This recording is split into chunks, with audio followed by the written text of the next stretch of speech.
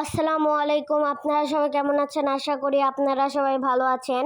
আমার বায়নায় আমার আম্মু তৈরি করতেছে মোমোস। ফাস্ট ফুডের মধ্যে মোমো আমার একটি প্রিয় খাবার, যেটা আমি মাঝে সাঝে বায়না করে আম্মুর থেকে বানিয়ে নিই, কারণ বাহিরে অস্বাস্থ্যকর পরিবেশে মোমো তৈরি করে আর দামও বেশি। অনেকেই কাঁচা মাংস দিয়ে মোমো তৈরি করে, কিন্তু আমার আম্মু ভেজে না নিলে খেতে পারে না।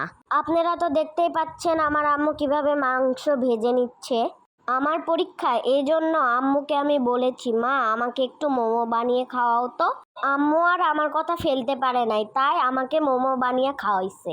কাল আমার পরীক্ষা থাকায় আম্মু খুব তাড়াহুড়োর মধ্যে বানাইছে, কিন্তু তবুও মজা হয়েছে খেতে। আমার আম্মু ফাস্ট ফুডের মধ্যে মোটামুটি সব খাবারই বানাতে পারে। আপনাদের খেতে মন চাইলে কমেন্ট করুন, আপনাদের কি স্পেশালি দাওয়াত দিয়ে খাওয়াবো। কার কার মোমো খেতে ভালো লাগে অবশ্যই কমেন্টে জানাবেন। সবাই সুস্থ থাকবেন, ভালো থাকবেন। আল্লাহ হাফেজ।